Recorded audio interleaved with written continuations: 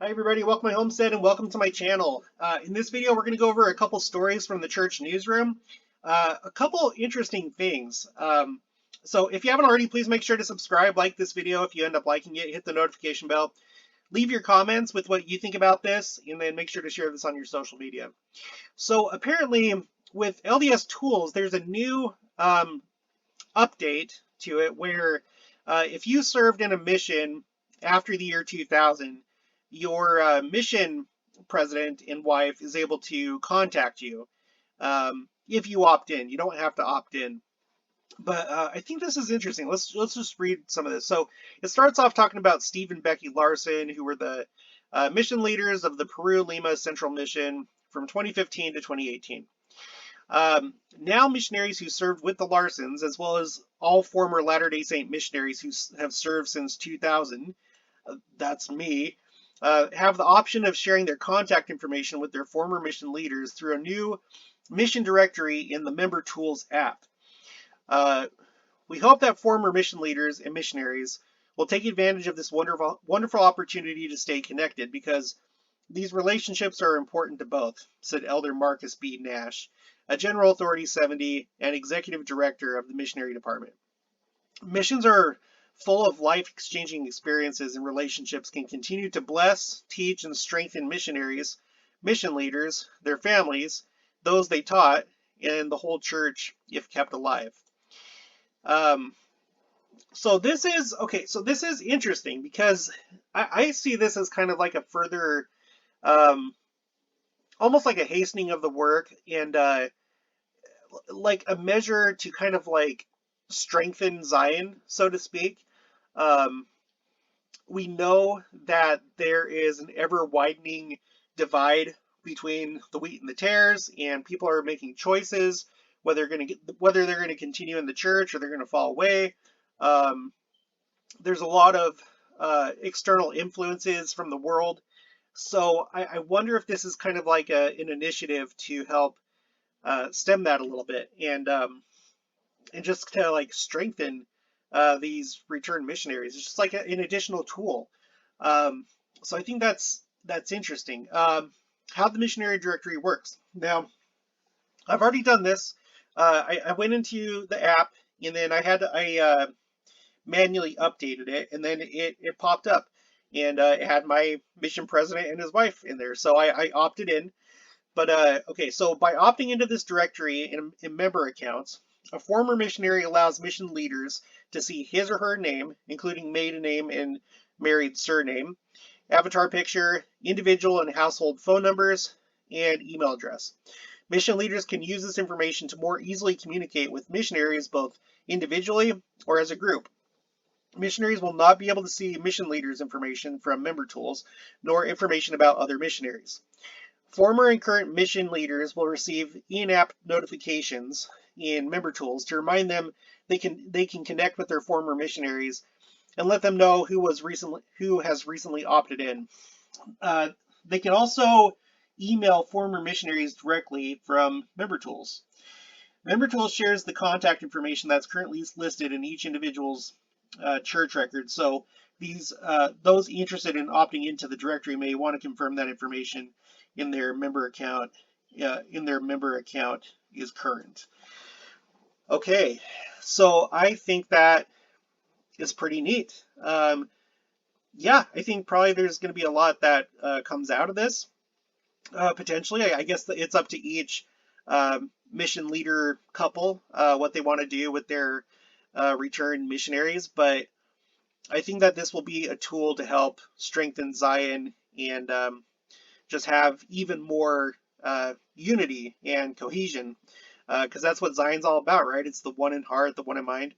So interesting. So hey, Palmer, if you're watching this, are you going to do this? Because you were a mission president. I don't know when you served, but um, really cool, really cool. Okay, now there's two more renderings that came out for new temples. We got the Cape Town, South Africa temple and the Queretaro, Mexico temples. And lo and behold, two more temples that do not have Angels Moroni on top. Again, there has not been one temple that has a rendering that has an angel Moroni on top since 2019 and probably about halfway through 2018. So basically from halfway through 2018 on, no more angel Moronis, and this is just further um, evidence that they're basically discontinuing that practice. Let's take a look at where these are at on the map. Let's see, LDS temples. I like this website right here, Church of Jesus Christ Temples.org. It's a private website, but it's been around for a while, and it's a very reliable website. So right here we have South Africa. So we're talking about this one right here, the Cape Town, South Africa temple. So looks like we got one on the East Coast, one on the West Coast, and then this one, that's the older one. And as you can see there, the 36th temple of the church in Johannesburg. So looks like there's a lot going on here, but that's really cool. We got the rendering for this one now. Let's take a look at Queretaro, Mexico. Where is that at? Let's go up. Let's go over here. Mexico.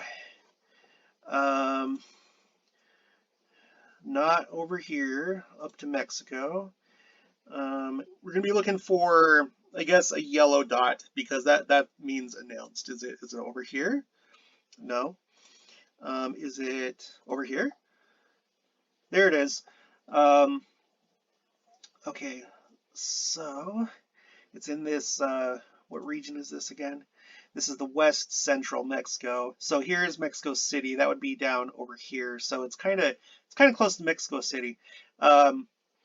Mexico, if you don't already know, it's one of only two temples, I believe, or one of two countries, I believe, that have outside of the United States that have more than 1 million members. And that's pretty evident here with all the temples. Let's look at, okay, hold on. LDS membership by country. I know there's a Wikipedia thing here. Okay, so let's sort it by members. So we got United States with 6.7 million. Mexico, ooh, it's coming up on 1.5 million. And then Brazil is just right there, right behind with 1.4. Well, these are both 1.4, but these are pretty close. And then next after that is the Philippines, and then after that Peru, and then Chile, and then Argentina, and then Guatemala. Okay, so that is pretty incredible. That's pretty incredible. Okay, now the last story, I'm just bringing this up because it's in Kansas. They're doing this Nativity Display, which that's really cool. You know, I love Kansas. This is where I live, but we actually were doing this back when I lived in Arizona. I was in Goodyear, and they had, which is in Phoenix. It's in like Southwest Phoenix. So they did this as well, but maybe this is like, okay, huge display of Christmas nativities brings people together in Kansas. Tiny pewter people about the size of a postage stamp, Brazilian wood figurines covering a whole table, Legos, porcelain, soda cans, precious metals, crystal, paper, cloth, and many other materials made up hundreds of nativity displays on the nativities on display in the Cultural Hall of the Topeka, Kansas Stake Center. We almost moved to a place where I would have been in this stake, but we didn't go there. Okay, so that's pretty cool. Here's some pictures. Let's look at the pictures really quick. What type are your guys' favorites? I like the wooden figures. You know, let's see. Ooh, there was one right there I kind of liked. I don't know if that's wood. No, I don't know. That's kind of cool right there. I like that. Looks like they have some Christmas trees set up around the gym. I like these right here, these wood ones. We have a pretty nice one. I think we got it from Costco. I'm not exactly sure. but we have a pretty good one. I would like to have one for outside, honestly. But it's probably gonna be a while before we get that. I don't know if I'm a big fan of having a nativity scene out of Legos. I feel like that kind of uh, is a little bit too silly for the sacredness of what's being depicted. But um, this is pretty cool. I can appreciate this crystal one. It's not really my style, but I can appreciate its uniqueness. It's pretty neat. Not a big fan of these. I don't like baby doll looking things. Um, oh, this is a coconut. It's a coconut right here. Okay, I like that. I like that. Looks like there's a quilt for unto us is born this day. It's a good quilt. I like this. This looks more like on the Catholic side, but I like that. An igloo. Um, I an igloo, and then it has like these white people here. Whatever. Okay, that's cool. All right, whatever. Um, what what is what is this? Is this the one that's made out? No, it's not cans. Powder for oral something. Are these like Chinese? Like I don't know what this. Okay, that's cool. All right. Okay. Let's see a black version here. Actually, I've obviously I'm not black. I probably would never buy a black one, but I actually kind of like the style of this one. This is pretty neat. All right. This is a good one. More on the traditional side. I'm not really digging this like red hood right here. That makes me think of like Little Red Riding Hood. Um, oh, which one's Mary and okay, I guess this one's. Excuse me. I shouldn't be laughing at these, should I? This is a clay holy family from Cameroon, provided by Joni of Christ, the King Catholic Church in Topeka. Yeah, so this is cool. This is like I think I read it. This is like an interfaith thing, so that's good. Uh, this one must be African, I guess, because it has like African animals. If it didn't have the animals here, I would have no idea. I would think that maybe this was like Hawaiian or something. Well, no, because that doesn't look Hawaiian. I don't know. Okay, hand painted tree ornament from Mexico. I like that. That's cool.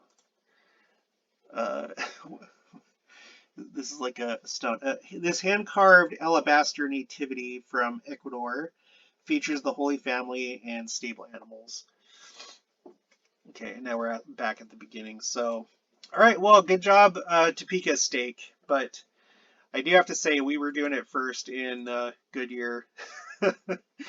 But that's good. It's really good to be associating with other religions, other Christian churches because it's more exposure of our church to them, and it's an act of good faith. So, all right, I'll end it right there. So, if you haven't already, please make sure to subscribe, like this video if you liked it, hit the notification bell, leave your comments, and if you served in a mission in the year 2000 or afterwards, I would recommend opting in on your Member Tools app so that your former mission leaders can contact you. Again, I guess it's going to be up to each couple, but hopefully there'll be a lot of good, communications, maybe organizing of reunions or other things. So, all right, and I'll talk to you guys later.